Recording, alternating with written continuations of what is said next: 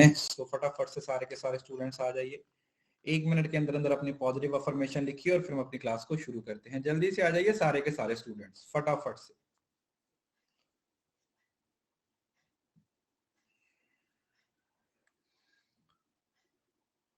जी जी, good evening सभी को, good evening बच्चे, good evening, happy new year आप सभी को भी, नए साल की बहुत बहुत शुभकामनाएं। भगवान करे आपका ये नया साल बहुत सारी खुशियां लेके आए आपके लिए।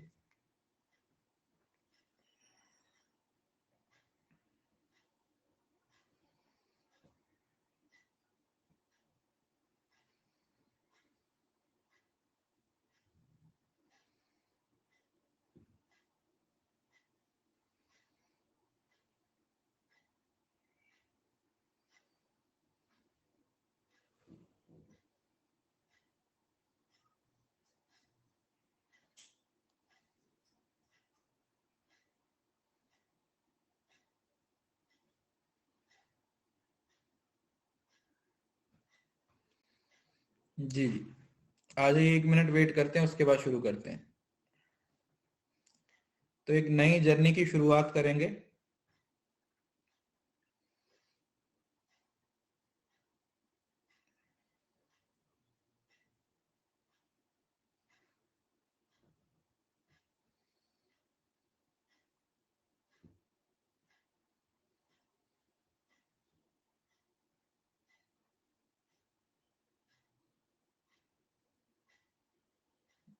जी जी, आपको भी बहुत बहुत शुभकामनाएं नए साल की।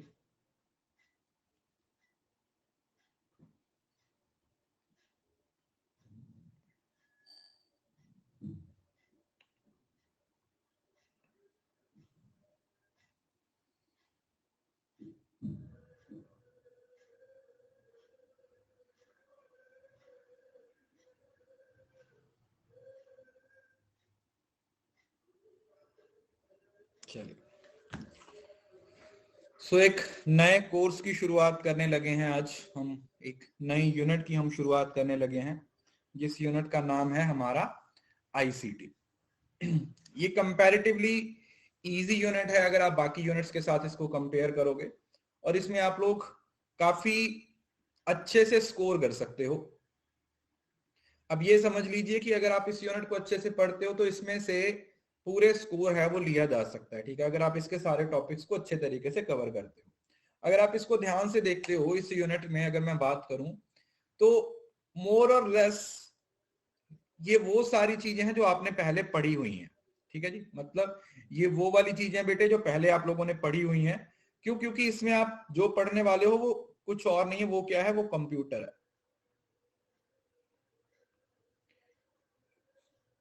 वो क्या है, वो कंप्यूटर है। अब कंप्यूटर का मतलब क्या हुआ, वही कंप्यूटर क्या होता है, किस तरीके से काम करता है, क्या इसकी जनरेशंस है, क्या इसके यूजेज हैं, है ना, वो सारी चीजें जो कंप्यूटर से रिलेटेड है वो इसके अंदर आती। वही इनपुट आउटपुट डिवाइसेस, वही मेमोरी, वही ब्राउजर, वही इंटरनेट, वही इंट्रानेट, वो सारी चीजें जो कंप्यूटर का पार्ट है, जो कंप्यूटर के एंड से देखी जाती हैं, वो इसके अंदर आपसे पूछी जाती है, राइट। तो अगर आप इस यूनिट को अच्छे तरीके से पढ़ोगे, अगर आप इस यूनिट को अच्छे तरीके से कवर करोगे, तो आप इसमें से अगर आपको 5 क्वेश्चन पूछे जाते हैं तो 5 आउट ऑफ 5, अगर 6 पूछे जाते हैं तो 6 आउट ऑफ 6 है, वो आप इसमें से ले सकते हो, ठीक है जी।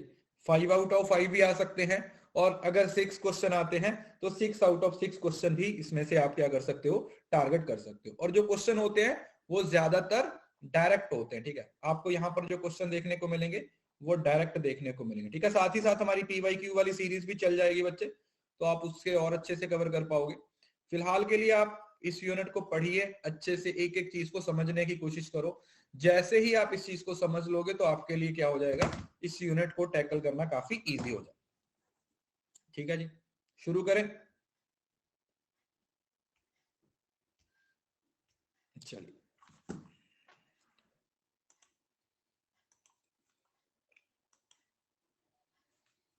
बेटा कम्युनिकेशन होगा, अभी टेंशन मत लो, अभी नया साल आ गया ना, अब सब खत्म कर देंगे हम। एक ही एक क्लास रहती है कम्युनिकेशन की, आज टीचिंग की भी एक क्लास होगी शाम को 5 बजे, तो आज हमारी भर भर के क्लासेस होने वाली हैं। टोटल 5 क्लासेस हैं, टोटल 4 क्लासेस हैं वो आज होने वाली हैं। हो सकता है एक आधा बीच में यूट्यूब का भी सिस्टम हो। टेलीग्राम चैनल है बेटा commerce net achievers. Commerce net achievers को आप चेक करोगे तो वहां पे आप लोगों को मिल जाएगा। ओके, तो देखिए जो कंप्यूटर वर्ड है वो कंप्यूट और ईआर से मिलकर बना है। कंप्यूट का मतलब होता है कैलकुलेशन करना और ईआर का मतलब होता है डिवाइस। तो कंप्यूटर का मतलब एक ऐसी डिवाइस जो आपको कैलकुलेशन करने में क्या करती है, हेल्प करती है। It can perform all the mathematical and logical operations, जैसे accept data, store data, retrieve data और प्रिंट डाटा। जो कंप्यूटर का फादर है वो किसको कहा जाता है? कंप्यूटर का फादर चार्ल्स बैबेज को कहा जाता है। उसने 2 मशीन्स को इंट्रोड्यूस किया था। सबसे पहली 1822 में, 1822 में डिफरेंस इंजन के नाम से, और दूसरी 34 में एनालिटिकल इंजन के नाम से उसने बनाई थी। ENIC was the first digital computer. और अगर फर्स्ट डिजिटल कंप्यूटर के बारे में पूछा जाए तो वो कौन सा था बेटा? वो ENIAC था, जिसको प्रेस्पर ईकार्ट और जॉन मैकल्टे ने बनाया था पेंसिल्वेनिया यूनिवर्सिटी। अब ये स्टैटिक पोर्शन है, ठीक है, इसको आप अपनी स्टैटिक नोटबुक में लिख लीजिए क्योंकि इसमें समझने के लिए कुछ नहीं है। अगर बाई चांस आपको स्टैटिक पोर्शन को बेस बना के क्वेश्चन पूछा तो आप इसको एज इट एज क्या कर सकते हो, आंसर कर सकते हो। It use 18,000 vacuum tubes as a storing device, क्योंकि पुराने टाइम पे जो कंप्यूटर होते थे उनमें स्टोरिंग में क्या होता था, थोड़ा दिक्कत होता था। स्टोरेज बड़ी होती थी, मतलब कम स्टोरेज में ज्यादा जगह है वो, उसको बहुत सारी जगह की जरूरत पड़ती थी। MIT introduced the Whirlwind machine, first computer with RAM in 1955. First computer company was founded by Presper Eckert and Jan Macaulay, जिन्होंने फर्स्ट आपका डिजिटल कंप्यूटर बनाया था, जिसका नाम क्या था? इलेक्ट्रॉनिक कंट्रोल कंपनी, जिसको बाद में ईकार्ट मैकॉले कंपनी EMCC बना दिया गया, और जिसने काफी सारे कंप्यूटर्स यूनिवैक के नाम के अंडर कवर किए। MIT कंपनी का ही नाम है। तो ये तो कुछ इसमें खास नहीं है, ये एक स्टैटिक पोर्शन है, ठीक है। इसको आप चार्ट की फॉर्म में लिख लीजिएगा, ठीक है, क्योंकि इसको आपको याद ही करना पड़ेगा, क्योंकि इसमें कुछ समझाने के लिए तो है नहीं। अब यहां पर जो एक चीज है ना वो मुझे आप लोगों को समझानी है, पहले ही समझ लोगे तो आपको आगे चल के दिक्कत नहीं होगी। जो कंप्यूटर है ना बेटा, जब हम बात करते हैं ना कंप्यूटर की, if we are talking about computer, तो इसका मतलब पता है क्या होता है? कंप्यूटर का मतलब ये नहीं है कि सिर्फ कंप्यूटर। कंप्यूटर का मतलब कोई भी ऐसी मशीन जो आपके काम को आसान कर रही है, जो कैलकुलेशन करने में यूज हो रही है, या जिसमें वो सारे फीचर है। ये मोबाइल है ना, क्या हम इसको कंप्यूटर बोल सकते हैं? Can we call it computer? Yes. तो कंप्यूटर का मतलब ये नहीं है कि सिर्फ अगर आपके पास लैपटॉप है या आपके पास पीसी है उसी को कंप्यूटर बोलते हैं। कंप्यूटर बेसिकली डिवाइस के लिए यूज होता है। किसके लिए यूज होता है बेटा? Computer is basically use for a device. ये डिवाइस के लिए यूज होता है, ना कि इसका कोई स्ट्रक्चर है, ठीक है। किसी भी तरीके के आगे की हम टाइप्स में भी पढ़ेंगे। So computer is nothing, it is just a device जो अलग अलग तरीके के फंक्शंस को ऑपरेट कर सकती है आपका काम आसान करने के लिए। सो कंप्यूटर का मतलब क्या है? एक डिवाइस है जो आपका काम आसान करने में क्या करता है, एक बड़ा रोल प्ले करता है। It helps you to control the ये आप लोगों का दैट इज, IE का मतलब होता है दैट इज मतलब इसका मतलब ये है, मतलब ऐसा बोल सकते हो कि ये, ठीक है। तो कंप्यूटर और डिवाइस है जो आपको कैलकुलेशन करने में हेल्प करती है और आपके बहुत सारे काम करने में आपको हेल्प करती है। अब 3 बेसिक टर्म्स हैं जो आप लोगों ने पहले समझनी है, और इसके बेसिस पे आपको बहुत सारे क्वेश्चन पूछे जाते हैं। मतलब ये एक बेसिक स्ट्रक्चर है जो सब बच्चों को मालूम होना चाहिए। कंप्यूटर में आप सबसे पहले डेटा डालते हो। डेटा होता है रॉ फॉर्म में हमेशा, समझ रहे हो ना? डेटा क्या होता है? फैक्ट्स और फिगर्स होते हैं जिसका कोई सीक्वेंस नहीं होता। अब ये आप उस पे काम होना होता है, ठीक है। ये जो रॉ डेटा होता है, ये जो इनपुट डाली जाती है, इसको रॉ डेटा बोला जाता है। इससे क्वेश्चन भी पूछा गया था, इंफॉर्मेशन से क्वेश्चन पूछा गया था। तो सबसे पहले आप क्या करते हो? आप कंप्यूटर में डेटा डालते हो, ठीक है। जैसे नेम ऑफ पीपल हो सकता है, नेम ऑफ एम्प्लॉइज हो सकता है, नेम ऑफ पीपल हो सकता है, नेम ऑफ एम्प्लॉइज हो सकता है, कुछ भी हो सकता है, इट कैन बी एनीथिंग जो आप लोगों का डेटा के अंदर आता है। उसके बाद फिर आप उसको क्या बोलते हो? प्रोसेसिंग। जब उस डेटे पे काम शुरू हो जाता है, जब उस डेटे पे काम शुरू हो जाता है, मतलब समझ रहे हो, ये कंप्यूटर के अंदर होता है। ये वो सारी इंस्ट्रक्शंस होती हैं जो उस डेटे को प्रोसेस करती हैं, उस डेटे को एक मीनिंगफुल इंफॉर्मेशन बनाती हैं। क्या करती हैं? मीनिंगफुल इंफॉर्मेशन बना देती है। जैसे आपने नाम डाल दिए, उन नाम्स को एक सीक्वेंस में डालना, उन नाम्स को अल्फाबेटिकली डालना, ये सारी चीजें जो की जाएंगी वो किसके अंदर आ जाएंगी, वो प्रोसेसिंग के अंदर आ जाएंगी। वो किसके अंदर आ जाएंगी, प्रोसेस करने के अंदर आ जाएंगी। और सारा काम जब ये प्रोसेस हो जाएगा, उसके बाद जो आपके पास आएगा उसे क्या बोलते हैं, that's what we call information. ये एंड पॉइंट है, ये आपका आउटपुट है, फाइनल आउटपुट है जो किसी भी प्रोसेस काम से आप लोगों को मिलता है। This meaningful data is called information. इसको आप इंफॉर्मेशन बोल देते हो। यहां पे ऐसा समझ लो, इस प्रोसेस को हम आईपीओ के नाम से जानते हैं। यहां पे आप क्या डाल रहे हो, इनपुट डाल रहे हो, जो कंप्यूटर को इंस्ट्रक्शन दी जा रही, मतलब कंप्यूटर के अंदर डेटा डाला जा रहा है, जो कंप्यूटर को इंस्ट्रक्शन मिल रही है वो क्या हो जाएगा, that will be processing, that will be processing. और ओ में आउटपुट। तो ये पूरी राम कहानी इसी के इर्द गिर्द घूमती रहेगी कि यहां पर इनपुट है, यहां पर प्रोसेसिंग है और यहां पर आउटपुट हो रहा है। तो यहां से यहां तक पहुंचने का प्रोसेस ही आप लोगों का मेन फंक्शंस ऑफ कंप्यूटर का पार्ट बनता है, कि कैसे आप यहां से शुरू करते हो और धीरे धीरे स्टेप बाय स्टेप यहां तक पहुंचते हो।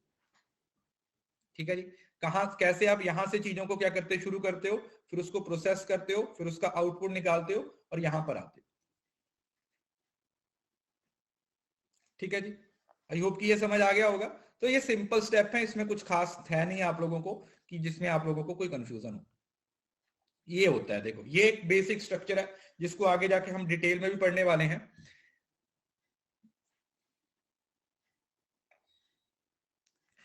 यहां से इनपुट दी जा रही है, यहां पर आउटपुट मिल रही है, और उसके बाद जो पूरे का पूरा काम होता है, जो जिसको हम प्रोसेसिंग बोलते हैं, वो कहां पे होता है, वो सीपीयू में होता है। सीपीयू मतलब central processing unit, central processing unit, पूरे का पूरा काम इसमें होता है। अब इसका भी एक स्ट्रक्चर होता है, इसके अंदर क्या क्या होता है, रजिस्टर्स होते हैं जो एक टाइम पे एक इंस्ट्रक्शन को रिकॉर्ड करते हैं सबसे। हाँ, इसको ब्रेन ऑफ कंप्यूटर भी बोल देते हैं। ठीक है, this is called brain of computer.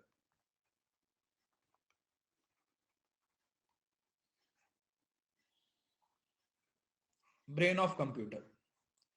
बेटे मैं इसी चैनल, इसी वो जो हमारा कोर्स है ना, इसकी जो अपडेट्स है ना, वहां पे मैं एक पोस्ट डालूंगा डाउट्स की। तो जो आपका डाउट्स होता है वहां पे आप डाल दीजिएगा, चौथे सेशन में आपका जो डाउट है वो क्लियर हो जाएगा। रजिस्टर्स होते हैं। उसके बाद आता है रैम। रैम क्या होती है बेटे, रैम होती है रैंडम एक्सेस मेमोरी, जो सबसे फास्टेस्ट मेमोरी होती है। रैम कौन सी मेमोरी होती है, रैम होती है आपकी सबसे फास्टेस्ट मेमोरी, मतलब सॉरी प्राइमरी मेमोरी होती है।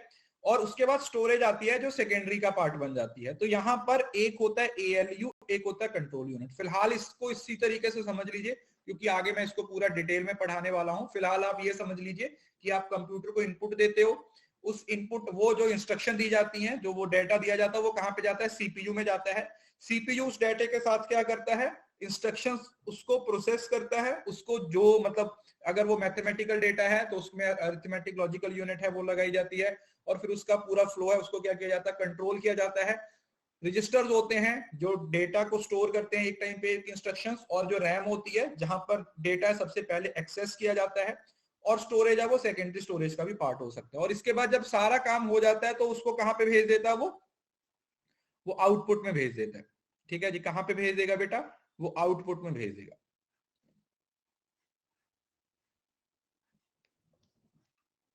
कहां पे भेज देगा, वो आउटपुट में भेज देगा। ठीक है, तो ये आपका पूरा प्रोसेस होता है। अब कुछ फीचर्स हैं कंप्यूटर्स के जो मुझे नहीं लगता कि आप लोगों को कुछ ज्यादा बताने की जरूरत है।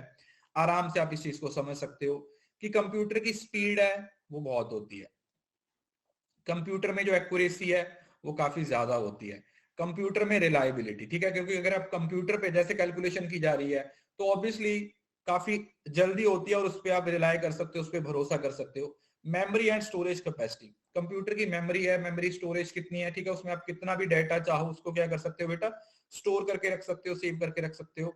वर्सेटैलिटी, वर्सेटैलिटी का मतलब होता है अलग अलग तरीके के फंक्शन, समझ रहे हो ना। कंप्यूटर से आप 1000 तरीके के फंक्शन ले सकते हो, मतलब हर बंदे का कोई ना कोई काम कंप्यूटर से हो जाता है। जैसे अगर मुझे क्लास लेनी है तो मैं कंप्यूटर से ले सकता हूँ, मुझे इंटरनेट चलाना है तो मैं कंप्यूटर से यूज कर सकता हूँ, अगर मुझे मूवीज देखनी है तो मैं कंप्यूटर से देख सकता हूँ, अगर मुझे टिकट बुक करनी है तो मैं कंप्यूटर से कर सकता हूँ। समझ रहे हो ना? एक्यूरेसी होता है कोई काम सही तरीके से करना, और रिलायबिलिटी का मतलब होता है भरोसा, भरोसे लायक, क्रेडिबिलिटी। रिलायबिलिटी मतलब कंसिस्टेंसी, तो वो चीजें करता रहेगा। हाँ, मल्टी फंक्शन, मल्टीटास्किंग आप बोल सकते हो, मल्टीटास्क बोल सकते हो। क्या बोल सकते हो? मल्टीटास्क। की कंप्यूटर है जो आपका, वो बहुत सारे काम है वो कर सकता है, मल्टीटास्क होता है।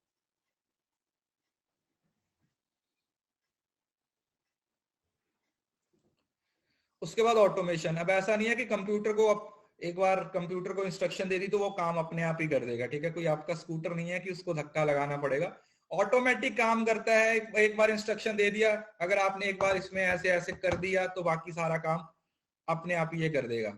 वर्सेटाइल का मतलब होता है एक टाइम पे बहुत सारी चीजें करना, वर्सेटाइल। डिलीजेंस का मतलब क्या होता है?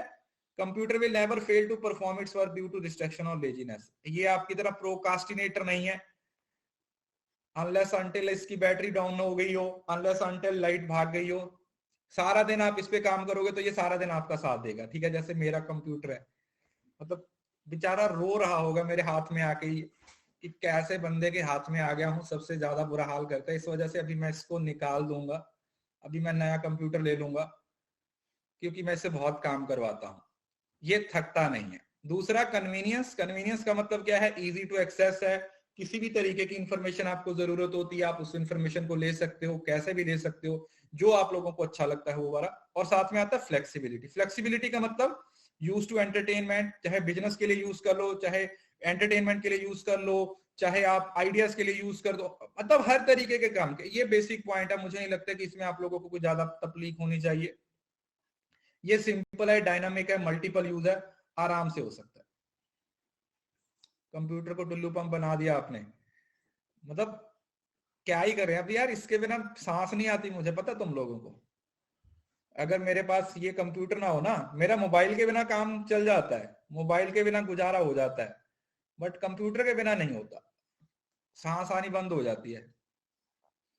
ऑटोमेशन बेटा अपने आप काम करना यार, ये तो नॉर्मल वर्ड्स है ना।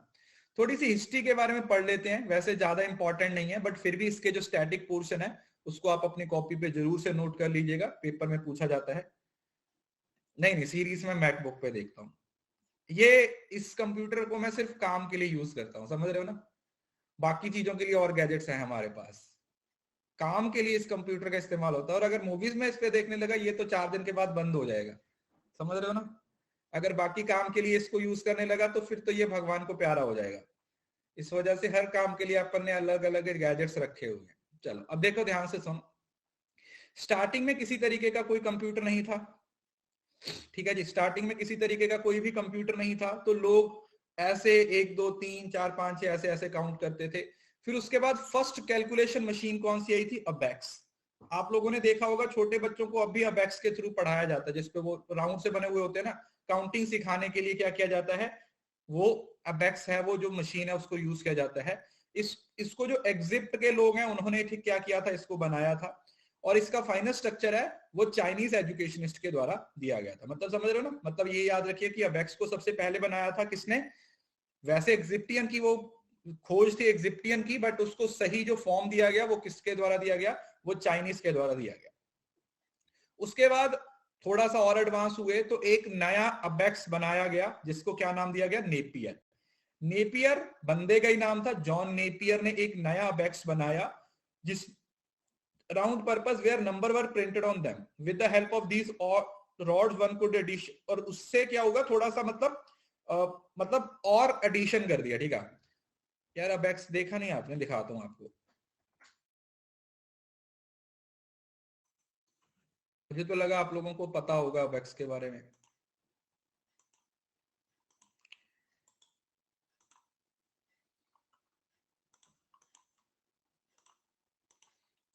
चलो जिनको नहीं पता बेटा उनको बता देते हैं। कहाँ गई फोटो? एक सेकंड, हुई ना डाउनलोड?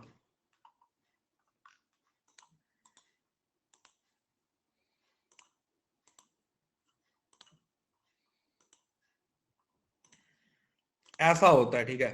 अब बोलोगे सर ये तो बच्चों के खेलने की चीज है। बेटा खेलने की चीज नहीं है, ये काउंटिंग करने के लिए होती है, कैलकुलेशन करने के लिए होती है।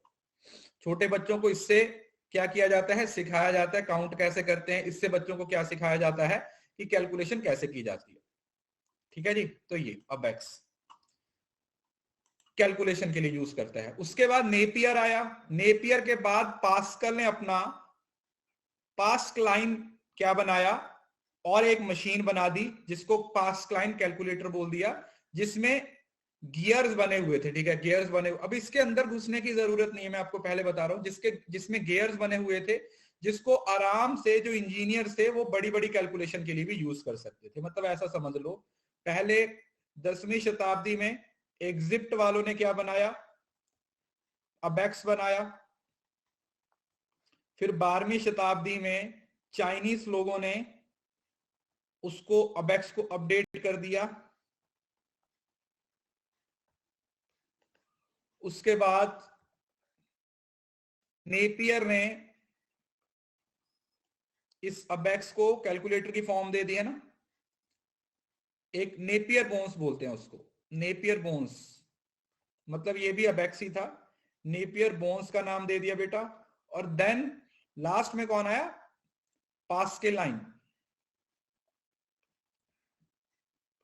पास्केलाइन ने इसको एक कैलकुलेटर की शेप दे दी। ठीक है, इस तरीके से आप क्या कर सकते हो, चीजों को याद रख सकते हो। यस, इस तरीके से आप देख सकते हो। अब ये अलग अलग तरीके के हैं। यहां से आज तक वैसे आपको कोई प्रश्न नहीं पूछा गया, बट फिर भी क्योंकि हमारे सिलेबस का पार्ट है तो इस तरीके से होता है। ठीक है, समझ रहे हो ना, ऐसे घुमा घुमा के ऐसे ऐसे कैलकुलेशन से काम चल जाता है। हमें तो वैसे जरूरत नहीं पड़ती क्योंकि भगवान ने हमें दिमाग इतना दिया ना, सर जरूरत ही नहीं पड़ती, दिमाग में ही हो जाती है सर।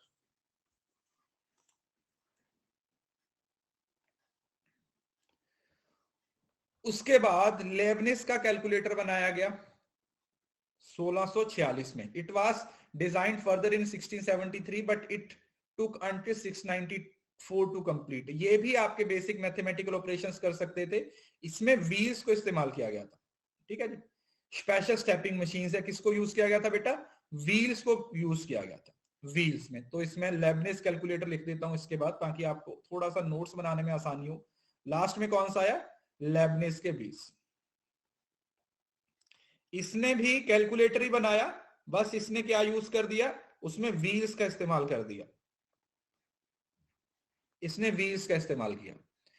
उसके बाद फिर आया फर्स्ट कंप्यूटर, जो आपकी एनालिटिकल इंजन है। फर्स्ट कंप्यूटर दुनिया का चार्ल्स बेबेज के द्वारा बनाया गया, जिसको फादर ऑफ कंप्यूटर बोला जाता है, जो पूरी उम्र मां ही ढूंढता रहा। Who first conceived the idea of advanced calculation machine to and print tables in mathematical tables in 1820. The analytical engine incorporate an arithmetic logic unit. इसने arithmetic और logic unit और control unit, मतलब इसने CPU वाला processor वो follow किया, CPU वाला। ठीक है, इसने फर्स्ट क्या किया, एक फर्स्ट डिजाइन है जो सीपीयू वाला प्रॉपर, मतलब कंप्यूटर का एक तरीके से जन्म हो गया। इसी वजह से इसको फादर ऑफ कंप्यूटर बोला जाता था, क्योंकि इसने एक एनालिटिकल इंजन है वो बनाया था, जिससे कि कंप्यूटर के जो पर्पस है, मतलब जो कंप्यूटर से काम हो सकते हैं, वो काम करने शुरू हुए। ठीक है, कंप्यूटर की हेल्प से जो काम किए जा सकते हैं, उन सारे काम को करना क्या किया गया बेटा, शुरू किया गया। राइट, तो ये अब कंप्यूटर को ना हम 3 कैटेगरीज में, यहां तक समझ आ गया सब बच्चों को, बताइए, is it clear to everyone? यहां तक सभी बच्चों को समझ आ गया। अब हम ये समझने की कोशिश करते हैं कि जो कंप्यूटर है ना, ये जो कंप्यूटर है, तो इसमें 3 कैटेगरीज में इसको डिवाइड कर दिया जाता है। कैसे, एक होता है डेस्कटॉप, फिर आता है लैपटॉप, फिर आता है पाम टॉप, फिर आता है क्रॉप टॉप। नहीं, क्रॉप नहीं होता, वो तो कपड़ों वाली आ गई। डेस्कटॉप का मतलब क्या हुआ बेटा, जो आपके घरों में बड़े बड़े कंप्यूटर होते थे पहले, है ना, design for home and personal use and used at a single location, जो पहले एक ही जगह पर रखे होते थे। डेफिनेटली आपके घर में शायद होगा, मेरे पास भी पहले होता था डेस्कटॉप। फिर उसके बाद प्रॉब्लम क्या होती थी, डेस्कटॉप को आप एक ही जगह पे रख सकते थे, अगर आपको काम करना होता तो वहीं पे आप क्या कर सकते हो, रख सकते हो। फिर आगे लैपटॉप। लैपटॉप का मतलब एक पोर्टेबल कंप्यूटर है, जिसको कहीं पे भी क्या कर सकते हैं आप, लेके जा सकते हो, इजी टू कैरी होता है। उसके बाद आया पाम टॉप, ये वाला, this is palm top. Palm top tab हो सकता है, पीसी, कुछ भी बोल सकते हो आप, टैब की फॉर्म में जो होता है, जो टैब की फॉर्म में होता है वो वाला। ठीक है जी, एक सेकेंड।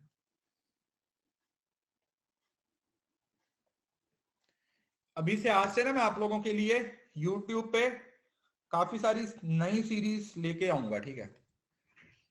आप बच्चों के लिए ना पेपर 1 और पेपर 2 के लिए कुछ नई सीरीज मैंने डिजाइन की हैं, जिससे आप लोगों को ज्यादा से ज्यादा हेल्प हो। एक तो वही जो हमारी शुरू हुई थी ना, 1 डे 1 कंसेप्ट, उसको अपडेट करूंगा। 1 डे 1 कंसेप्ट आएगा, एमसीक्यू के लिए भी कुछ है, और भी बहुत सारी चीजें हैं जो मैं आप लोगों के लिए लेके आऊंगा। ठीक है जी। तो ये 3 तरीके के कंप्यूटर, स्पेशल नहीं, स्पेशल तो चलता ही रहेगा बेटा, जो यूट्यूब है, यूट्यूब की बात कर रहा हूं। अब जो डेस्कटॉप है और पाम टॉप है, उसकी तो कोई क्लासिफिकेशन नहीं। अरे डेस्कटॉप भाई जो घर में रखा हुआ होता था, बड़ा सा कंप्यूटर, वो वाला डेस्कटॉप देखा ना आप लोगों ने, जिसमें बहुत बड़ा एक सीपीयू होता था, नीचे रखा हुआ होता था, उसको दबाना पड़ता था डब्बा, जो कॉलेज में आप लोगों ने देखा होगा, कॉलेज में देखा होगा, है ना। और जो लैपटॉप है ना, लैपटॉप है, उसमें एक आता है माइक्रो, फिर आता है मिनी, फिर आता है मेन फ्रेम, और फिर आता है सुपर कंप्यूटर। ये क्लासिफिकेशन अच्छे से समझ लीजिए, कीवर्ड्स हैं इसके सारे। एक आता है माइक्रो, देन आता है मिनी कंप्यूटर, देन आता है मेन फ्रेम, देन आता है सुपर कंप्यूटर। अब ये क्या क्या होते हैं, इसके क्या क्या कीवर्ड्स हैं जो आप लोगों ने याद रखने हैं, वो बहुत ज्यादा जरूरी है। ठीक है, पहले हम उसी को समझते हैं कि कौन सी टाइप है वो, किसके पार्ट का किसमें आती है। पहले मैं यहां पर आप लोगों को समझा देता हूं। सबसे पहले हम समझते हैं बेटा सुपर कंप्यूटर क्या होते हैं। देखो सुपर कंप्यूटर होते हैं वो जो आप लोगों ने नासा वाले देखे होंगे ना, जो वेदर फोरकास्टिंग वगैरह के लिए जो साइंटिस्ट यूज होते हैं, जो साइंटिस्ट यूज करते हैं ना, कि वो आप लोगों ने देखा होगा, हैकर द्वारा जो साइबर क्राइम वाले यूज करते हैं, बहुत ही बड़े होते हैं, और वो पर सेकंड में मिलियन ट्रिलियन जिलियन मिलियन पुलियन पता नहीं कितनी कैलकुलेशन कर देते हैं। So it is extremely fast computer which can execute hundreds of millions instruction पर सेकंड। मतलब पर सेकंड में पता नहीं कितनी सारी चीजों को क्या कर देते हैं, ये इस्तेमाल कर देते हैं, राइट। उसके बाद आता है मेन फ्रेम। मेन फ्रेम क्या होता है, it is multi-user computer system capable of supporting hundreds of users simultaneously. Software technology is different for mini computer. Main frame में क्या होता है, एक टाइम पे 1000 लोग इस्तेमाल कर सकते हैं। जैसे आप लोगों ने देखा होगा रेलवे स्टेशन पे,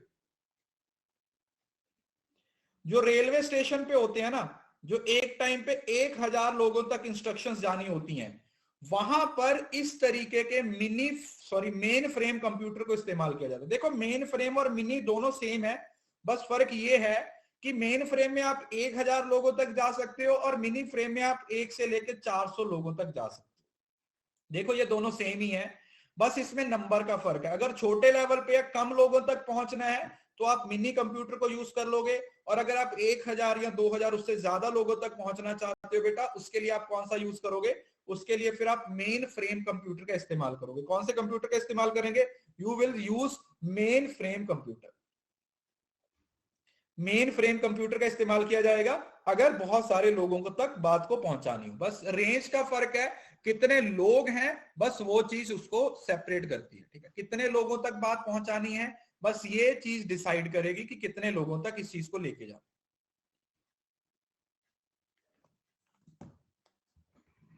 उसके बाद आता है वर्क स्टेशन। देखो वर्क स्टेशन आप लोगों ने देखा होगा, ये जो लैब वगैरह में होते हैं ना, या तो इसमें आप लोगों के आते हैं वो वाले मोर पावरफुल माइक्रो प्रोसेसर होते हैं, जैसे गेमिंग वाले लैपटॉप होते हैं ना, एक तो गेमिंग वाले लैपटॉप होते हैं, और या फिर कंप्यूटर लैब में आप लोगों ने देखा होगा, जैसे कंप्यूटर लैब में जुड़े हुए होते हैं ना, एक रूम में 5-7 कंप्यूटर होते हैं, कंप्यूटर लैब है, वो एक तरीके का वर्क स्टेशन होता है। वहां पर जो आपका सर्वर होता है जिससे सारी चीजों को क्या किया जाता है, लिंक किया जाता है, उसको आप वर्क स्टेशन का नाम दे देते हो, that's what we call work station. हाँ लैन हब की तरह जो होता है ना, हब की तरह जो कनेक्टेड होता है वो वाला। जो हब की तरह कनेक्टेड होता है, जो लैन की तरह कनेक्टेड होता है, वो वाला।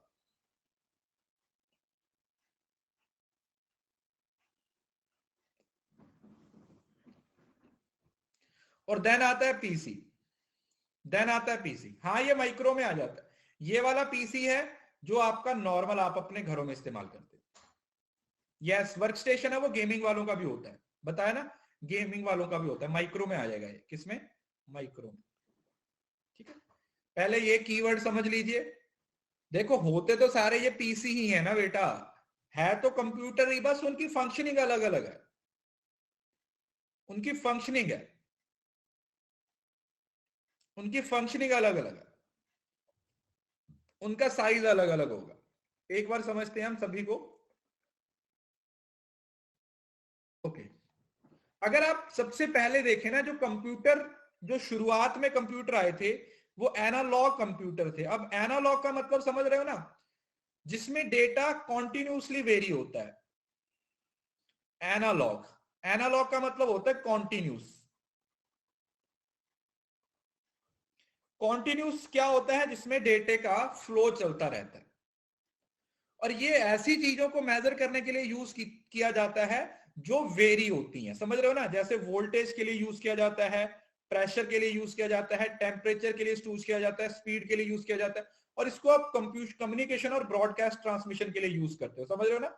जैसे बीपी चेक करने के लिए होता है, या आप ये समझ लीजिए तो थर्मामीटर चेक करने के लिए थर्मामीटर होता है, स्पीड चेक करने के लिए होता है। और एनालॉग कंप्यूटर को किसके द्वारा दिया गया था, लॉर्ड केल्विन के द्वारा दिया गया था। ठीक है जी, सिंपल कंप्यूटर होता है, मतलब इसमें कंप्यूटर वाले फंक्शन नहीं होते, इसमें ये सारे वेरिएबल्स को मेजर करने के लिए यूज होता है। कौन से वेरिएबल्स हो सकते हैं, जो लगातार वेरी करते हैं, जो कॉन्टिन्यूसली वेरी हो रहे हैं, कॉन्टिन्यूसली वेरी कर रहे हैं, जो लगातार क्या हो रहे हैं बेटा, लगातार चेंज कर रहे हैं, जो लगातार एक जगह से दूसरी जगह पर क्या हो रहे हैं, चेंज हो रहे हैं, फिजिकल वेरिएबल्स। तो इस तरीके के कंप्यूटर को आप क्या नाम दे देते हो, इस तरीके के कंप्यूटर को हम एनालॉगस, सॉरी एनालॉग कंप्यूटर का नाम दे देते हैं। और जब हम इसको डिजिटलाइज कर देते हैं, जहां पर डेटा डिस्क्रीट फॉर्म में होता है, समझ रहे हो ना, जब कंप्यूटर का डेटा डिस्क्रीट फॉर्म में होता है, उसको आप डिजिटल, जैसे अभी जो हम कंप्यूटर यूज करते हैं वो डिजिटल होता है, क्यों, क्योंकि उसमें डिजिट्स में होता है 0 और 1, समझ रहे हो ना। कंप्यूटर की भाषा ये होती है, कंप्यूटर को हिंदी पंजाबी इंग्लिश समझ नहीं आती है, कंप्यूटर को बाइनरी लैंग्वेज समझ आती है, कंप्यूटर को मशीन लैंग्वेज समझ आती है, जिसको आप क्या बोलते हो, 0 और 1। 0 का मतलब होता है बेटा ऑफ, और 1 का मतलब होता है ऑन। कंप्यूटर को यही समझ आता है। डिस्क्रीट फॉर्म का मतलब जो एग्जैक्ट नंबर में होता है, 0 और 1।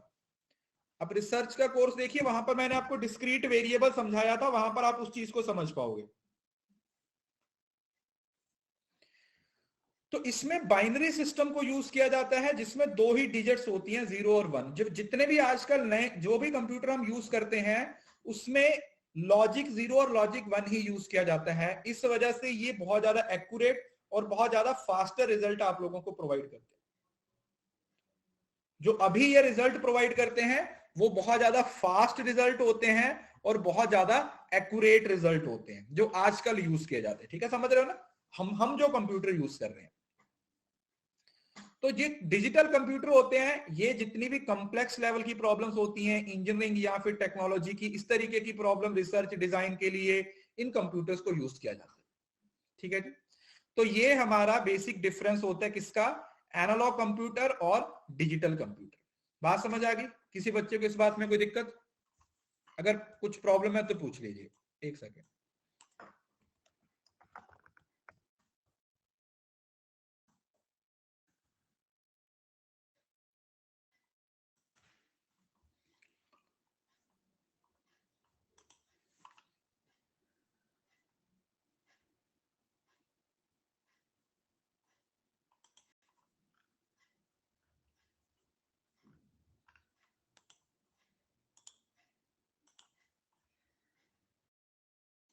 चलो हम थोड़ा सा इसका डिफरेंस देख लेते हैं, जिससे आपको ये और क्लियर हो जाएगा।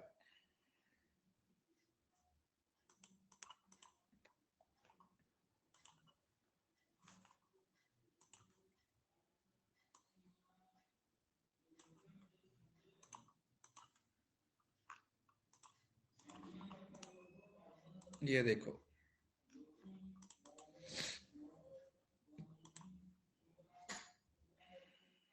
ओके चलिए पहले इसको पढ़ते हैं। देखो बताया ना, एनालॉग होते हैं उनकी स्पीड स्लो होती है, डिजिटल होती है वो फास्ट होती है, इनकी जो मेमोरी होती है वो लो। ये तो थर्मामीटर हो गया ना, थर्मोमीटर वाले हो गए, और इसकी बिग मेमोरी होती है। इसमें कोई स्टेट नहीं होती, इसमें टू स्टेट्स। कौन सी टू स्टेट्स होती हैं भाई, कौन बताएगा? कौन सी टू स्टेट्स होती हैं, कौन बताएगा? वही 0 और 1। 0 का मतलब ऑफ और 1 का मतलब ऑन। इसका मतलब ऑफ होता है, इसका मतलब ऑन होता है। डिफिकल्ट टू यूज, इनको यूज करना काफी ज्यादा डिफिकल्ट होता है, इनको यूज करना काफी इजी होता है। It is easy to use, इसको बड़ी आसानी से यूज किया जा सकता है। ये लेस रिलायबल होते हैं, यहां पर मोर रिलायबल होते हैं। ये सिर्फ जो एनालॉग होते हैं ना, इसको इंजीनियरिंग और साइंस में ही इस्तेमाल किया जाता है ज्यादातर, और इसको आप हर फील्ड में इस्तेमाल कर सकते हो। You can use it in any field. आप इसको हर फील्ड में, हर क्षेत्र में इसका इस्तेमाल कर सकते हो। जैसे एनालॉग क्लॉक हो गए, थर्मामीटर हो गए, डिजिटल लैपटॉप और डिजिटल कैमरा। ठीक है, समझ आ गया? अगर बेसिक डिफरेंस समझ आ गया तो एक बार मुझे थम्स अप दे के बताइए। If it is clear to everyone just give me the thumbs up कि यस सर, हमें ये बात समझ में आ गई है।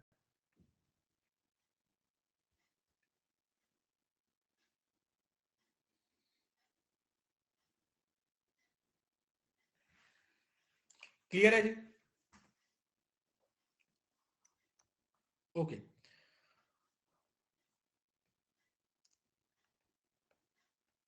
एक सेकेंड, एक और थी स्लाइड यहाँ पे, कहाँ गई वो? आई थिंक स्लाइड ऐड करनी भूल गया मैं, रुको।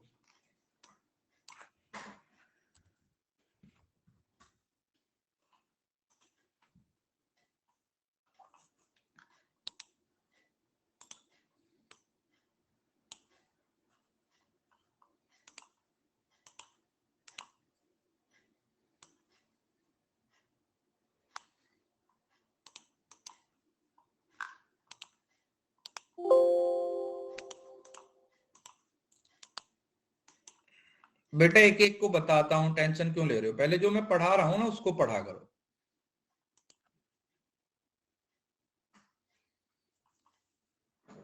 फिर आते हैं हमारे पास हाइब्रिड कंप्यूटर। हाइब्रिड का मतलब जैसे नाम से ही पता चलता है, हाइब्रिड का मतलब क्या हुआ कि जो दोनों का कॉम्बिनेशन है, जिसमें दोनों के फीचर्स होते हैं। The computer which have qualities of both digital and analog computer are called hybrid computer, has the speed of analogy and accuracy of digital. तो इसमें डिजिटल कंप्यूटर से ये क्या ले लेते हैं, डिजिटल जो स्टार्टिंग में आए थे उससे ये एक्यूरेसी ले लेते हैं, और जो एनालॉग होते हैं, एनालॉग उसकी स्पीड ले लेते हैं।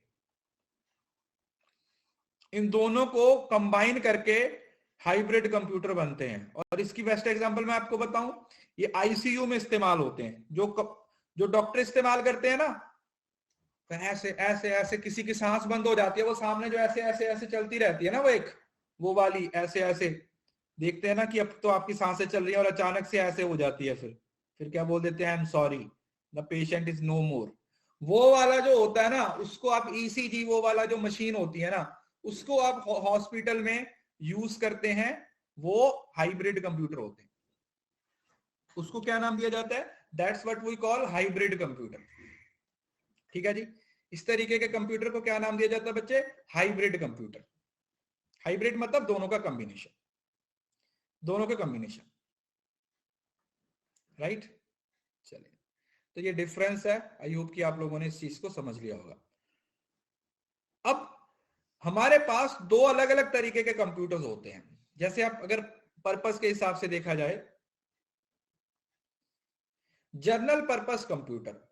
जनरल का मतलब होता है जो हम यूज करते हैं ना, 99% कंप्यूटर जनरल पर्पस कंप्यूटर ही होते हैं, जिसको हम डेली यूज में करते हैं। ठीक है, जैसे सपोज करो मेरे पास कोई लैपटॉप है, अगर उसमें वो सॉफ्टवेयर है और आपके कंप्यूटर में भी वो सॉफ्टवेयर है, तो हम उसको उसी तरीके से इस्तेमाल कर सकते हैं जैसे आप उसको इस्तेमाल कर रहे हो। ठीक है, जैसे वो आपको आपके पास काम कर रहा है, सेम टू सेम वैसे ही वो मेरे पास भी काम करेगा। और स्पेशल पर्पस होते हैं जो स्पेशल एप्लीकेशन बेस्ड होते हैं। ठीक है, जैसे समझ लो ना, जैसे सुपर कंप्यूटर है, वो स्पेशल पर्पस कंप्यूटर होते हैं जो वर्क स्टेशन होते हैं वो स्पेशल पर्पस के लिए होते हैं, मतलब जो पर्टिकुलर टास्क के लिए, जैसे नेट बैंकिंग के लिए यूज किए जाते हैं, जिसमें अलग अलग तरीके के सॉफ्टवेयर जिसको कस्टमाइज करवाया जाता है। जो कंप्यूटर्स को क्या किया जाता है, कस्टमाइज करवाया जाता है अपने पर्पस के हिसाब से, जिसको क्या किया जाता है, यूज किया जाता है। राइट। उसके बाद एक ना, ये एक फुल फॉर्म आप लोगों को पेपर में पूछी जाती है, ASCII, American standard code for information interchange, used as a standard to assign a numerical value to each character. अलग अलग कैरेक्टर्स को न्यूमेरिकल वैल्यू देने के लिए जो कोड यूज किया जाता है, उसको कौन सा कोड बोला जाता है, SCII। सो ASCII क्या, American standard code for information interchange. क्या याद रखना है, American standard code for information interchange, American standard code for information interchange, American standard code for information interchange. ठीक है जी, कई बार ये पेपर में पूछ लिया जाता है। ठीक है, तो फुल फॉर्म्स को भी साथ ही साथ आप लोगों ने याद रखना है। अब ये डिजिटल कंप्यूटर हमारे पास सुपर कंप्यूटर है, मिनी कंप्यूटर है, माइक्रो कंप्यूटर और मेन फ्रेम कंप्यूटर। अब एक एक करके पढ़ने की कोशिश करते हैं। सबसे पहले हमारे पास आता है सुपर कंप्यूटर, जो मैंने आप लोगों को पहले ही बता दिया। सुपर कंप्यूटर होता है जिसमें बहुत इंटेंसिव न्यूमेरिकल कंप्यूटेशन की जरूरत होती है, जैसे stock analysis, weather forecasting, nuclear energy, electronic design to analyse geological data, जो इस तरीके की चीजों के लिए यूज किया जाता है। They can process billions of instruction पर सेकेंड, मिलियन नहीं, ये बिलियंस कंप्यूटर्स में क्या किया जाता है, यूज किया जाता है। और ये Cray research, computer manufacturer is Cray research. So सबसे जो ज्यादा फेमस कंप्यूटर्स हैं वो किसके हैं, वो क्रे रिसर्च के हैं। इस टाइम पे मैं आपको बताऊं दुनिया का सुपर कंप्यूटर कौन सा है, एक सेकेंड।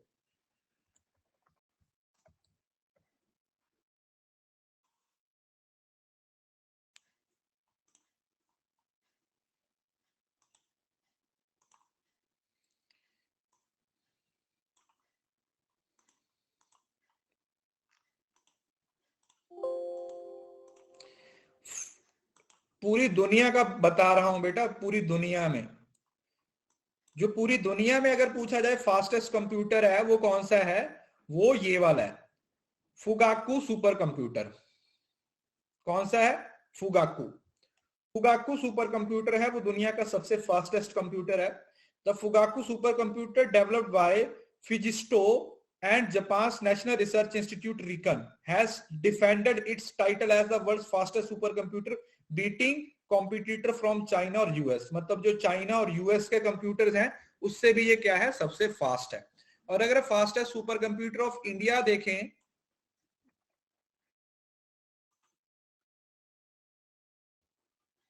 परम सिद्धि A1। इंडिया का पूछा जाए तो परम सिद्धि A1। ठीक है, ये भी पूछा जा सकता है क्योंकि एनटीए वाले इस तरीके के क्वेश्चन अक्सर फ्रेम करते हैं। परम सिद्धि A1 क्या है, हमारा इंडिया का फास्टेस्ट कंप्यूटर है। और दुनिया में इसका ग्लोबल रैंक कौन सा है, 89। ग्लोबल रैंक 89 है। ठीक है, तो ये आप लोगों ने याद रखना। Some of the companies which produce the supercomputer are Cray, IBM, HP. Param is India's first super computer. India का फर्स्ट सुपर कंप्यूटर कौन सा है बेटा, परम। उसके बाद परम आया, परम सिद्धि, इस तरीके से अपडेट होते रहे हैं। कंप्यूटर, सुपर कंप्यूटर को आप अलग अलग पर्पस के लिए यूज कर सकते हो, special research, weather forecasting, weapon designing के लिए। Param is a series of super computer design and assemble by, अब ये CDAC, इसको याद रखना आप लोगों ने। जो परम कंप्यूटर है, जो परम सीरीज है, इसको किसके द्वारा डिजाइन किया गया बेटा, CDAC पुणे। इसकी फुल फॉर्म याद रखनी है, centre for development of advanced computing. क्या है, centre for development of advance computing, CDAC। ये आप लोगों ने याद रखना है। लेटेस्ट मशीन ये परम युवा 2 नहीं है, अभी परम सिद्धि A1 है। ठीक है जी, और ये भी आप इसको भी चेंज कर लीजिए, जापान फुगाकू, इसको भी आप ठीक है चेंज कर लीजिए, अपडेट नहीं किया था पीपीटी में। Japan's Fugaku.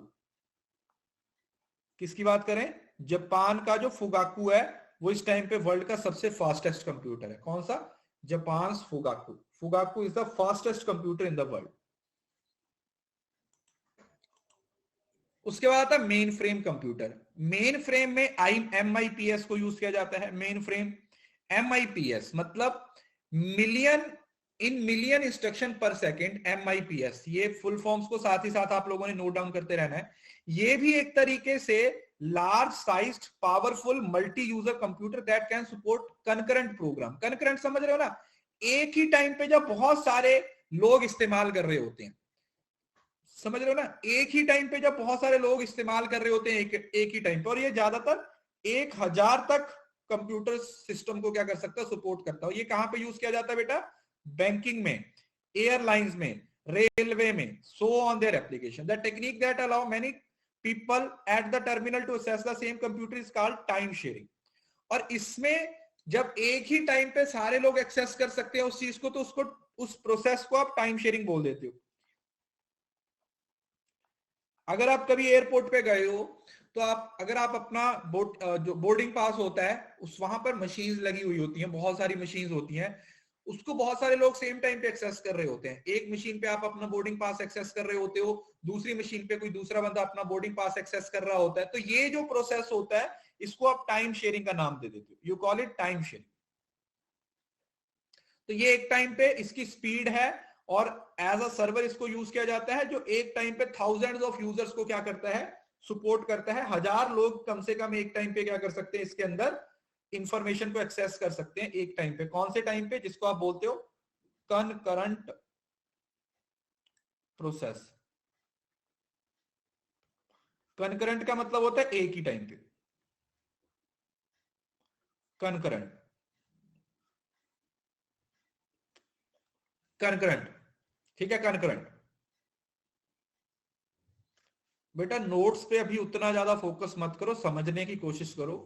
नोट्स तो आप क्लास के बाद भी थोड़े बहुत हैं, बना सकते हो, बट फिलहाल के लिए आप समझने पे ज्यादा फोकस किया करो, ठीक है? नोट्स जितने बनते हैं क्लास में उतने बनाया करो। सारे नोट्स पॉसिबल नहीं होते, 50-60%, 70% जितने बनते हैं बनाया करो, और बाकी बाद में नोट कर सकते हो। उसके बाद आता है मिनी कंप्यूटर। ये सारे मिनी कंप्यूटर की टाइप्स आती हैं। Mini computer have laser speed and storage capacity. ये भी मेन फ्रेम की तरह ही होता है, बस इसमें ये है कि 400 से ये 400 लिख लो इसको, ठीक है? 400 यूजर्स तक इसको यूज किया जा सकता है, ठीक है जी?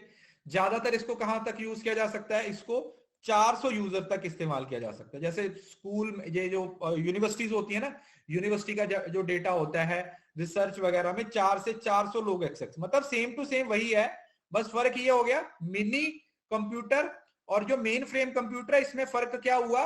फर्क हुआ सिर्फ और सिर्फ एक टाइम पे कितने लोग उसको एक्सेस कर रहे हैं। अगर बहुत सारे लोग एक्सेस कर रहे हैं, हजारों लोग एक्सेस कर रहे हैं, तो आप मेन फ्रेम कंप्यूटर का इस्तेमाल करोगे। और अगर 100, 200, 400 लोग एक्सेस कर रहे हैं, तो आप कौन से कंप्यूटर का इस्तेमाल करोगे? You will use mini computer. बात समझ में आ गई बेटा? बताइए, is it clear to everyone? तो अगर हजारों लोग इस्तेमाल कर रहे हैं तो उसमें मेन फ्रेम कंप्यूटर इस्तेमाल होगा, और अगर कम लोग इस्तेमाल कर रहे हैं तो उसमें मिनी कंप्यूटर का इस्तेमाल होगा। कौन से कंप्यूटर का? मिनी कंप्यूटर का इस्तेमाल किया जाएगा। राइट? Is it clear? बताइए। अरे बोलो ना, न्यू ईयर पे भी इतना शर्मा रहे हो। शर्मा गई क्या? फोन काट दिया, मम्मी आ गई क्या? बताइए, समझ आ गया बच्चे यहां तक? आई होप कि इतना पॉइंट है वो आप लोगों को क्लियर हो गए होंगे, चाहे वो सुपर कंप्यूटर से रिलेटेड हो, मिनी कंप्यूटर से हो, मेन फ्रेम हो, जितने भी कंप्यूटर हैं वो उसके मेन पॉइंट्स हैं, की पॉइंट्स हैं, वो आप लोगों को मैंने यहां पर बता दिया। उसके बाद हाइब्रिड कंप्यूटर, ठीक है? ये आप लोगों को मैंने हाइब्रिड कंप्यूटर को आप चेक करने की कोशिश कीजिए, जो एनालॉग और डिजिटल का कॉम्बिनेशन है। क्या है? एनालॉग और डिजिटल कंप्यूटर का जो कॉम्बिनेशन है उसको हम क्या बोल देते हैं? That's what we call hybrid computer, जिसमें दोनों की क्वालिटीज को लिया जाता है। They combine the speed of analog computers and the accuracy of digital computers. Now analog to digital and digital to analog conversion are used to transform data in suitable form either for type of computation. तो आजकल बहुत सारी चीजें ऐसी हैं, बहुत सारे tools ऐसे हैं जो एनालॉग को डिजिटल में, डिजिटल को एनालॉग में क्या कर देते हैं, कन्वर्ट कर देते हैं. Digital to analog, analog to digital है, उसको क्या कर देते हैं, इस्तेमाल करते हैं. For example, in a hospitals intensive care unit, ICU, analog device might measure the patient's temperature and blood pressure. These analog measurement may then be converted into numbers and supply the digital components for the better monitoring. तो दोनों चीजें आती हैं. कहीं कहीं पर आप digital और एनालॉग का क्या कर रहे हो, कॉम्बिनेशन यूज कर रहे हो. Hybrid mainly use for specialised task, और ये सिर्फ और सिर्फ किसके लिए यूज किया जाता है बेटा, स्पेशल टास्क के लिए ही यूज किया जाता है. स्पेशल काम के लिए, स्पेशल टास्क के लिए ही इसका इस्तेमाल किया जाता है. We use it for some special task only. किसके लिए यूज करते हैं, किसी पर्टिकुलर स्पेशल टास्क के लिए इसको यूज किया जाता है. Hybrid computer use the combined feature of analog and digital machine. You can see hybrid computer in geological department. आप इसको हॉस्पिटल्स में देख सकते हो. You can see in hospital, you can see in geological department. अलग अलग तरीके के डिपार्टमेंट में क्या किया जा सकता है, इसको देख सकते हैं. राइट, बताइए. अब मुझे एक बात बताइए, इसमें मुझे कुछ दिख ही नहीं रहा तो मैं क्या बताऊं. अगर कोई पढ़ सकता है तो पढ़ के बता दो, मुझे तो कुछ नहीं नजर आ रहा. फिर आप बोलते सर आप डाउट नहीं लेते. क्या डाउट लो, मुझे ये बताओ. ये तो आपके नोट्स है ना, इसमें डाउट क्या है, आप खुद बताइए. अब ये बच्चों वाली बातें आ जाती हैं. बेटा मैंने आपको फाउंडेशन कोर्स में पूरी क्लास लिया है नोट्स बनाने की. अब उसमें आप लोगों को मैंने हर चीज बताई है कि नोट्स ऐसे बनाओ. अब जो आपको अच्छे से समझ आते हैं आप उस तरीके से बना लीजिए. आपको समझ आने चाहिए, समझ रहे हो ना. अब आप इतने थोड़ा सा मेच्योरिटी लेवल को बढ़ाइए. मैंने आपको पहले वक्त बोला था कि अब छोटी छोटी बातों पे डिपेंडेंट मत रहिए. अब आपको उस क्लास से इतना समझ आ गया. अगर ये नोट्स आपको समझ आ रहे हैं दैट्स वेल एंड गुड, बस बात खत्म. अगर आपको ये अच्छे से समझ आ रहे हैं दैट्स वेल एंड गुड, क्योंकि आपके नोट्स आपको समझ आने चाहिए, किसी और को समझ आए या ना आए, है ना. क्योंकि आपने ही पढ़ना है उनको. कुछ बच्चे ऐसे बना रहे होंगे, कुछ अलग तरीके से बना रहे हो. हर बच्चे का नोट्स बनाने का तरीका अलग होता है. बस पॉइंट ये है कि आप नोट्स स्पीड में बनाइए, आप कम से कम लिखिए, इंपॉर्टेंट लिखिए, और जितना भी लिख रहे हो वो साथ में रिवाइज करने में आपको कोई दिक्कत ना आए. That is the main point. आपको उसको रिकॉल करने में कोई दिक्कत ना आए, वो इंपॉर्टेंट. ठीक है. अब आता माइक्रो कंप्यूटर. माइक्रो है वो आपका पर्सनल आता है. ठीक है. Why analog use only science and engineer. तो बेटा उसमें सिर्फ साइंस और इंजीनियर वाले फीचर है ना. आप ये समझने की कोशिश क्यों नहीं करते. जब उसमें फीचर ही सिर्फ साइंस और इंजीनियर वाले हैं और उसमें कोई कैलकुलेशन हो ही नहीं सकती, तो सिर्फ वहीं पे यूज करेंगे ना हम उसको और कहीं पे यूज नहीं कर सकते. मैंने यहां पर ना गलत लिख दिया था आई थिंक पहले. यहां पर वर्क स्टेशन माइक्रो में नहीं आते, पर्सनल माइक्रो में आते हैं. पर्सनल कंप्यूटर को आप क्या बोल सकते हो, माइक्रो. सिर्फ user more than 1 lakh computer type, 1 lakh से ज्यादा नहीं होंगे, फिर उसमें तो सुपर कंप्यूटर आएगा बेटा, उसमें तो सुपर कंप्यूटर चला जाएगा. पर्सनल कंप्यूटर आप लोगों को मैंने बता ही दिया, लेस एक्सपेंसिव होते हैं, बड़े आराम से. आजकल तो ये खत्म ही हो गए हैं. ठीक है. अगर आप आज के टाइम पे देखते हो तो जो पर्सनल कंप्यूटर है, मुझे नहीं लगता कि अब बहुत सारे लोगों के पास है, क्योंकि वो पुराने हो गए हैं, लोग उनको इस्तेमाल नहीं करते हैं. तो ज्यादातर घरों में आज लैपटॉप ही इस्तेमाल होता है. और मुझे लगता है कि हाँ, ये अब जो अपग्रेडेशन है वो जरूरी भी है ना. क्योंकि आप में से भी शायद ही कोई बच्चा होगा जो डेस्कटॉप पे देख रहा होगा. अगर आप कंप्यूटर पे देख रहे हो, ज्यादातर बच्चे लैपटॉप पे देख रहे होंगे, क्योंकि पोर्टेबल है और ज्यादा फायदा होता है. आप लोगों को कहीं पे भी यूज कर सकते हो. ठीक है. जैसे अभी है, अगर आपको सर्दी लग रही है, जैसे आज जहां पर जब मैं सुबह उठा तो बहुत ज्यादा धुंध थी, कुछ भी नजर नहीं आ रहा था. तो ऐसे केस में अगर आप काम करना चाहते हो तो आप कंबल रजाई में बैठ के भी अपने लैपटॉप पे काम कर सकते हो, है ना. बट पीसी के केस में ऐसा नहीं है. फिर पीसी के केस में आप कंबल रजाई को साथ में लेके जाओ. फर्क ये होता है. लैपटॉप के केस में आप लैपटॉप को बैठ के रजाई में काम कर सकते हो, अदरवाइज पीसी पे जाना तो फिर आपको रजाई को लेके जाना पड़ेगा पीसी पे बैठने के लिए, है ना। तो फर्क है ये। So this is the reason कि ये जो पर्सनल कंप्यूटर हैं ये पुराने हो गए हैं। माइक्रो कंप्यूटर या पर्सनल कंप्यूटर जो पहले यूज होते थे, बड़ा सा सीपीयू होता था, उसमें जाके आप ऐसे उंगली मारते थे, फिर वो एक लाइट जगती थी, वो फिर धीरे धीरे ऐसे ऐसे घूमता रहता था, 10-15 मिनट तक घूमता रहता था, फिर एक विंडो ओपन होती थी, है ना, वही होता था। जिसको शुरू करने और एंड करना, मतलब उसको शुरू करना और बंद करना आधा घंटा लगा के चलो, कि 15 मिनटों से शुरू करने में लगेंगे और 15 मिनटों से बंद करने में लगेंगे, ऐसे होते थे। ठीक है जी। तो ये वाला, तो ये ज्यादातर पुराने कंप्यूटर होते हैं, आजकल इसका इस्तेमाल नहीं होता। उसके बाद आता है वर्क स्टेशन। वर्क स्टेशन मैंने आपको बताया है जो लैन में यूज होता है, ठीक है। इसका फीचर मैंने आप लोगों को बता दिया था किसमें यूज होता है, जो लोकल एरिया नेटवर्क में यूज होता है। ये पर्सनल कंप्यूटर जैसा ही होता है, बट ये कहीं ना कहीं हाई क्वालिटी होती है, स्पीड ज्यादा होती है, और ये पर्सनल कंप्यूटर से ताकतवर होता है और मिनी कंप्यूटर से थोड़ा सा कम ताकतवर होता है। तो ये दोनों के बीच में आ जाता है। जैसे लोकल जो आपका वर्क स्टेशन है गेमिंग के लिए यूज किया जाता है, या फिर जैसे हब है उसके उसके तरीके से हब में इसको क्या किया जाता है, यूज किया जाता है। उसके बाद पर्सनल कंप्यूटर पीसी है, ये तो आप लोगों को पता है कि पीसी क्या होता है, ठीक है, सब लोग इसको इस्तेमाल ही करते हैं, ठीक है। पीसी कुछ जैसे हमारे सीरियल्स में क्या दिखाया जाता है ना, वो दिखाया था ना, लैपटॉप को पानी से धो दिया था, कौन सा सीरियल था वो?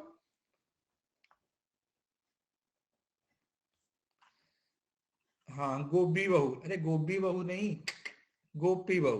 गोभी थोड़ी है यार, गोभी तो सब्जी होती है।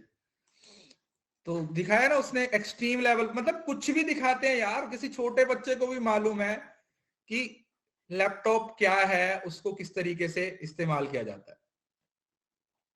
निशांत वो भी सब टॉपिक आएंगे, टेंशन मैं नहीं देखता बेटा सीरियल, मैं तो टीवी ही नहीं देखता। वो तो ऐसे मीम्स आते हैं ना, वहां पर कभी कभी देखने को मिलता है ना, जो मीम्स बनाते हैं ना लोग, उसमें देखते हैं। हाँ, कंप्यूटर बेस्ड एग्जाम में लैन केबल यूज होता है, ठीक है जी। कंप्यूटर बेस्ड में लैन यूज किया जाता है, वो वाला। तो ये हो गया पर्सनल। उसके बाद ये इंपॉर्टेंट नहीं है, ठीक है, यहां से क्वेश्चन नहीं पूछा जाता, ठीक है। अगर आप पढ़ना चाहते हो तो इसको पढ़ सकते हो, बट इतना डिटेल में आप लोगों से नहीं पूछा जाता कि पर्सनल टॉप टाइप के जो कंप्यूटर होते हैं वो कौन कौन सी टाइप के होते हैं, ठीक है। मैंने फिर भी ऐड कर दिया है, if you want to study आप इसको पढ़ सकते हो। वैसे मुझे नहीं लगता कि आपको इसको पढ़ने की जरूरत है। पीसी हो गया है, वर्क स्टेशन ये होता है, देखो समझ रहे हो ना, ये आपका वर्क स्टेशन हो गया, दिख रहा है वर्क स्टेशन इस तरीके से। एक रूम के अंदर काफी सारे कंप्यूटर्स होते हैं, उसको लैन केबल के थ्रू क्या कर दिया जाता है, कनेक्ट किया जाता है। मिनी मेन फ्रेम, इसके बाद ये फोटोज वगैरह लगी हुई हैं, और ये सुपर कंप्यूटर, ठीक है। इस पीपीटी को अगर आप निकाल के देखोगे तो इसमें ये फोटोज बनी हुई है। जनरेशन हम कल पढ़ेंगे, आज क्योंकि ज्यादा नहीं पढ़ाना मुझे, आज बस फर्स्ट क्लास हम छोटी ही रखते हैं, इंट्रोडक्शन ही होती है। फिर भी हमने 2 टॉपिक काफी जरूरी टॉपिक हैं वो कवर कर लिए हैं। कल हम जनरेशंस को पढ़ेंगे, जनरेशंस भी काफी इंपॉर्टेंट है अपने आप में ही। उसके बाद हम मेमोरी शुरू करेंगे, ठीक है, मेमोरी टॉपिक को शुरू करेंगे। उम्मीद करता हूं आप लोगों को का नया साल अब अच्छे से शुरू हुआ होगा, भगवान का नाम ले लीजिएगा डेफिनेटली, और कोशिश कीजिए कि इस नए साल के अंदर कुछ नया करें, कुछ नया करें, कुछ प्रोडक्टिव करें जिससे आपका फायदा हो, है ना? कुछ ऐसा काम, कुछ ऐसा प्रोडक्टिव तरीके से जिससे आपका ही फायदा हो। वही मुझे लगता है कि एक नए ईयर की एक नई शुरुआत वही होती है, समझ रहे हो ना। क्योंकि अगर आप वही सारी चीजें कर रहे हो जो आप पिछले साल कर रहे थे, तो आपको वही कुछ मिलेगा जो पिछले साल मिला था। सो अगर कुछ नया चाहिए तो आपको कुछ नया करना पड़ेगा, समझ रहे बच्चे। If you want something new then you should work something different. कुछ नया चाहिए तो कुछ नया करना चाहिए, कुछ बड़ा चाहिए तो कुछ बड़ा करना पड़ेगा। सो इट्स बेटर कि आप अपने पे ज्यादा ध्यान दीजिए। कल का सेशन मैंने लिया था, उम्मीद करता हूं उससे आप लोगों ने सीखा होगा कि ये इस पूरे साल के अंदर सिर्फ अपने आप पे ध्यान दीजिए। दुनिया में क्या चल रहा है, कौन क्या कर रहा है, सब साइड पर। आप क्या कर रहे हो, आपको अपनी जिंदगी में क्या चाहिए, वही चीज है जो अल्टीमेटली आपको आपकी सक्सेस तक लेके जाएगी, ठीक है जी। बाकी मैं तो हूं आप लोगों के साथ, इसी तरीके से हम पढ़ते रहेंगे। आज पेपर 1 की एक और क्लास है 5 बजे, अभी 2 बजे पेपर 2 की क्लास है, तो उसमें मिलेंगे। तब तक आप अपना ध्यान रखिए, अच्छे से पढ़ाई कीजिए, खूब मेहनत कीजिए, और बस इस साल के अंदर हमें फाइनेंशियल इंडिपेंडेंट होना है। This is going to be the best year of your life. ठीक है जी, चलिए ठीक है, thank you so much, god bless you all. इसी तरीके से पढ़ते रहिए, इसी तरीके से मेहनत करते रहिए, जेआरएफ जरूर क्लियर होगा, बस कंसिस्टेंसी बनाए रखिए, एफर्ट्स करते रहिए और अपना 100% देते रहिए। Thank you so much, bye, take care, खुश रहिए।